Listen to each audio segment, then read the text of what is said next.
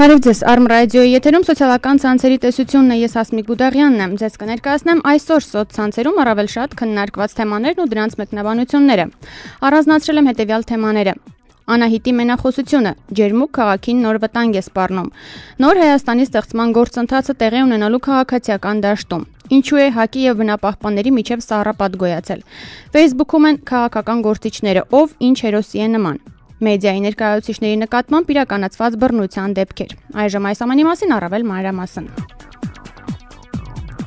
Վերջերս կրթության եւ գիտության նախարար Արմեն Աշոտյանը մի նախաձեռնությամբ հանդես եկավ, որի մասին նախ գրեց Facebook-ի իր պատին։ Նա առաջարկեց բրիտանական թանգարանից Հայաստան բերել Անահիտ Աստվածուհու գլուխը։ Նախորդ շաբաթ արդեն Արմեն Աշոտյանն ու Հայաստանում Մեծ Բրիտանիայի դեսպան Քեթրին Ջեյն Լիչը պայմանավորվածություն ձեռք բերեցին Անահիտ Աստվածուհու արձանի մասունքները ժամանակավորապես բրիտանական թանգարանից դուրս բերելու եւ Հայաստանում ցուցադրելու մասին։ Անահիտի մենախոսությունը այս վերնագրով հոդվածով է հանդես եկել Մեդիամաքս-ում Արադ Հադևոսյանը։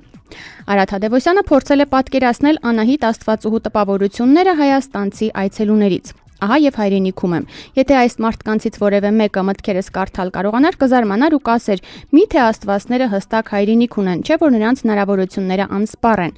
Այլ աստվածների հետ շփվելու առիթ չեմ ունեցել, սակայն մեր հայ աստվածները միշտ էլ կապված են եղել հենց հայկական լեռնաշխարհին։ Ինչ մնում է հնարավորություններին, ապա մարդիկ չափազանցնում են։ Հայ աստվածները երբեք ամենազոր չեն եղել։ Ու պատճառներից մեկը հենց հայկական լեռնաշխարհում ապրող մարդկանց ոգին էր, որը երբեմն կաշկանդում էր մեզ աստվածներից։ Իհարկե կուզեի, որ մենք եթե ոչ ամենազոր, բայց գոնե ավելի զորեղ լինեինք, շատ բան հիմա այլ կերպ կլիներ։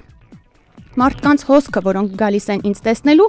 ասում է Անահիտ Աստվածուհին, չի դադարում։ Այստեղ եմ մնալու 1 ամիս, սակայն բոլորը շտապում են ինձ տեսնել հենց այսօր, առաջին իսկ օրը։ Անսովոր է, նման զանգվածային ուշադրության կենտրոնում երբեք չեմ եղել։ Այո, այն հայերը, որոնք գրեթե ամեն օր գալիս են ինձ տեսնելու բրիտանական թանգարանում, յուրահատուկ քշանքով են նայում ինձ, սակայն մնացած բոլորի համար ես թանգարանային հազարավոր նմուշներից մեկն եմ։ Այստեղ բոլորովին այլ կերպ է, հարյուրավոր, հազարավոր մարդիկ գալիս են միայն ինձ տեսնելու համար։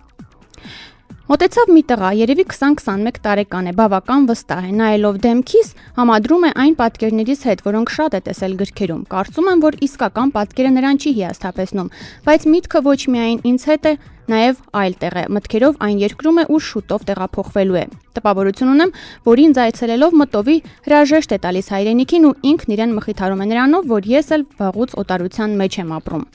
Անահիտի մենախոսությանն ամբողջությամբ կարող եք ծանոթանալ Մեդիամաքս-ում։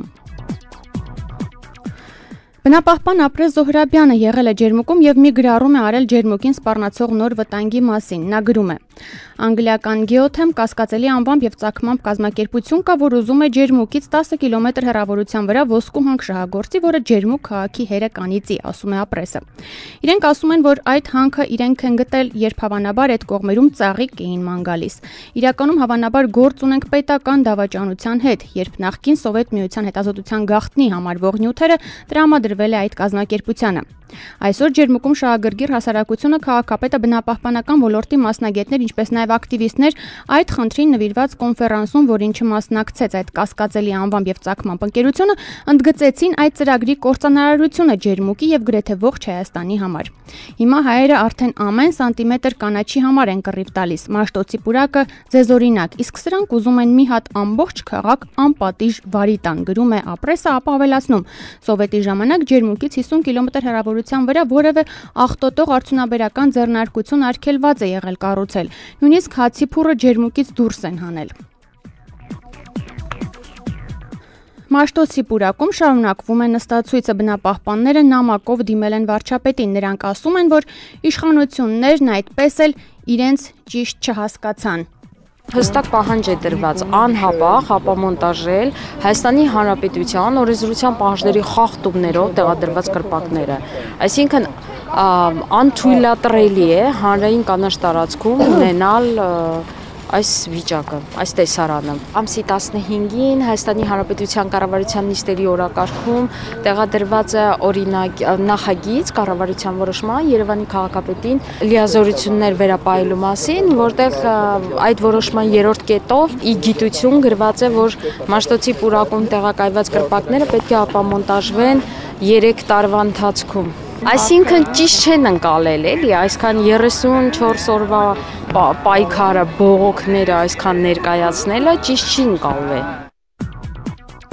Նոր Հայաստանի ձևավորումը այս վերնագրով հոդվածով է հանդես եկել լրագիր ԵՄ նախ անդրադառնալով ազգային ժողովի գալիք ընտրություններին ու համամասնական ցուցակներին։ Խորհրդարանի ընտրության համամասնական ցուցակներում երգիչների, մարզիկների ու դերասանների, հեռուստահաղորդավարների եւ լրագրողների ընդգրկումը Հայաստանի իշխանության նոու-հաուն չէ։ Այդ մեթոդը կամ մոդելը ընդօրինակվել է Ռուսաստանի Դաշնության Պետդումայի 2007 թվականի ընտրությունից։ Այդ ժամանակ Եդիная Ռոսիա իշխող կուսակցությունն իր համամասնական ցուցակում տեղ տվեց հենց այդ կատեգորիաների ներկայացուցիչներին։ Եդիная Ռոսիան այդ ժամանակ ստացավ 50%-ից ավելի ձայն, գերակշիռ մեծամասնություն կազմեց խորհրդարանում։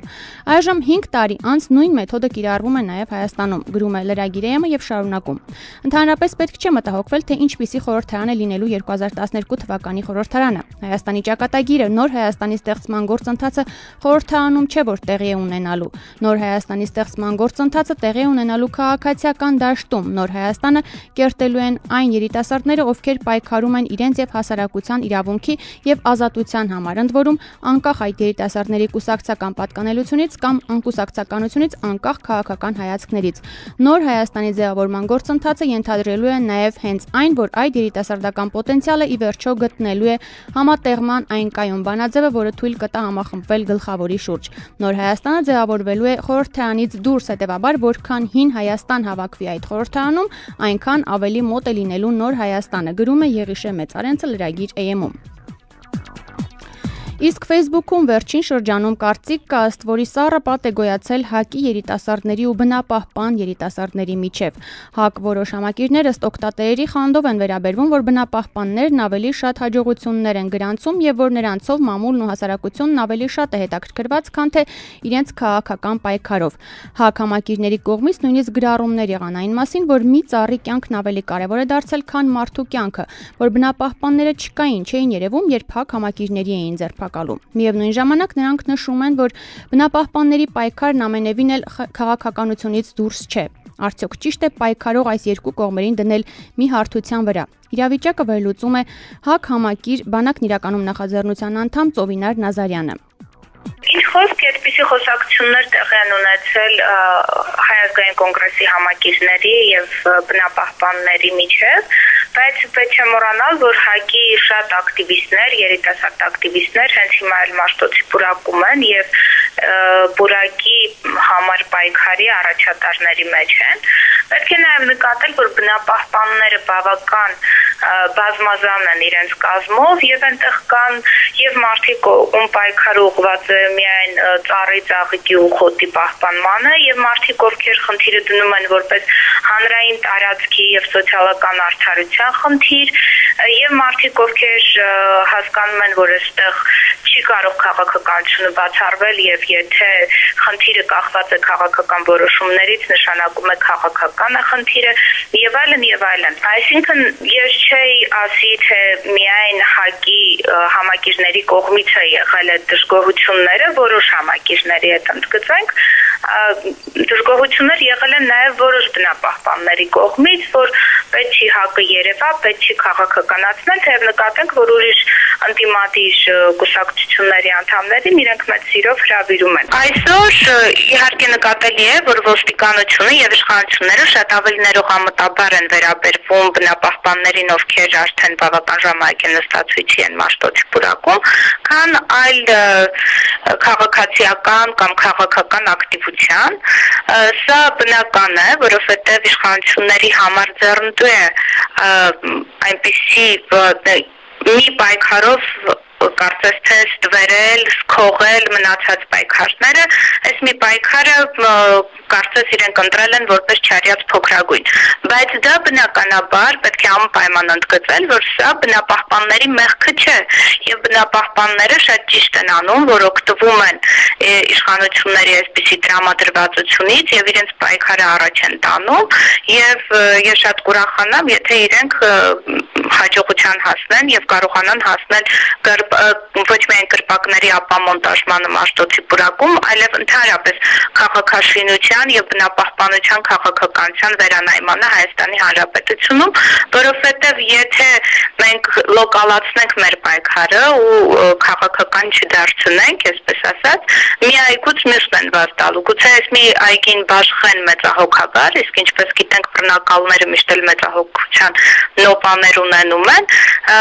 հետո մյուս այգիների համար են մեզ ստիպելու պայքարել։ Դրա համար ես այս պայքարը ավելի շատ դիտարկում եմ ընդհանուր հանրային քաղաքացիական շահերի կոնտեքստում եւ բնականաբար չեմ բացառում, ոչ միայն չեմ բացառում, այլև կարևոր եմ համարում գիտակցելը, որ առանց քաղաքական որոշումների այս պայքարը չի կարող հաջողության հասնել։ Լսում էինք ՀԱԿ համակիր Ծովինար Նազարյանին, ում հետ հարցազրույցն ամբողջությամբ կներկայացնենք մեր շաբաթօրյա ամփոփիչ թողարկման ժամանակ։ Facebook-ում շարունակվում են քաղաքական սիլիբիլիները, այսպես են բնութագրում ՀՀԿ-ական Արմեն Աշոտյանի եւ Ժառանգության падգամավոր Ստյոպա Սաֆարյանի զրույցները որոշ օգտատերեր։ Ժառանգությունը քննարկում է ՀՀԿ համամասնական ցուցակում ներգրավված անձանց հարցը, Արմեն Աշոտյանը գրում է, որ ամեն խորհրդարան իր Ստյոպիկն ունի։ Ինչևէ, սիլիբիլիները դեռևս լուրջ հակամարտության չեն վերածվել, ամեն ինչ դեռևս հումորի սահմաններում է ընկալվում։ Իբրև հումոր է ընկալվում նաև որոշ քաղաքական գործիչներին մուլտֆիլմի կամ այլ հերոսների հետ համեմատությունը։ Օրինակ, համացանցում տարածվել է Ստյոպա Սաֆարյանի ու հայտնի Սմայլիկի նկարները, առաջարկվում է գտնել 6 նմանություն։ Այս առնչությամբ Ստյոպա Սաֆարյանն ասում է. «Ես դեմ չեմ, որ նմանություններ գտնեն, որպես հանրային դեմք ծանր չեմ տանում նման մուլտիաժները եւ չեմ զայրանում։ Ուղղակի գաղափարի հեղինակը թող իմանա, որ Ստյոպիկից չեմ վիրավորվում։ Լավ է ուրիշ բան մտածի։ Ես ոնց կարող եմ վիրավորվել մանկության իմ անունից», ասում է Ստյոպա Սաֆարյանը։ Ազգային ժողովի ապագա падգամավոր լրագրող Պետրոս Ղազարյանին էլ նմանեցնում են մուլտֆիլմի Կարլսոնին։ Պետրոս Ղազարյանն այս առիթով ասում է. «Կարլսոնը իմ սիրած հերոսն է, երնեք ես այսքան բարի լինեի»։ Իդեպ Պետրոսը մի գրառում է թողել, որտեղ հրապարակել է իր նախընտրական ցուցակը։ Առաջին Շերլոկ Հոլմս, երկրորդ Ֆրեդի Մերկուրի, երրորդ Օդրի Տատու, չորրորդ Եղիշե Չարենս, 5 Կարլսոնը տանիքից։ Կազմել եմ ինքս ինձ հետ բաց եւ թափանցիկ քննարկումներից հետո, ասում է Պետրոսը։ Մեդիա AM-ը փորձել է վերհիշել Հայաստանի անկախությունից ի վեր մեդիայի ներկայացուցիչների նկատմամբ իրականացված բռնության դեպքերը։ Ըստ հետազոտության առաջին առավոտ օրաթերթի գլխավոր խմբագիր Արամ Աբրահամյանը, ով 94 թվականին իր տան շքամուտքում դաժան ծեծի ենթարկվեց երկու անհայտ անձանց կողմից։ Ինքը Արամը մեդիա AM-ի հետ զրույցում վարկած առաջ քաշեց, որ այդ կերպ նրա հետ վրեժխնդիր եղան այն ուժերը, որոնց դուր չեկավ պետական հեռուստաալիքով դեմ առ դեմ եւ մամուլի տեսություն հաղորդումներում նրա հնչեցրած քննադատությունը Հոիդայի հասցեին։ 95 թվականին հենց խմբագրության շենքի մոտ երկու անձանց կողմից ծեծի ենթարկվեց այն ժամանակվա ընդդիմադիր ազգ օրաթերթի առաջատար թղթակից Արմեն Բաղդասարյանը։ Հանցագործները սկզբում պահանջել էին, որ լրագրողը ցույց տա վկայականը, հետո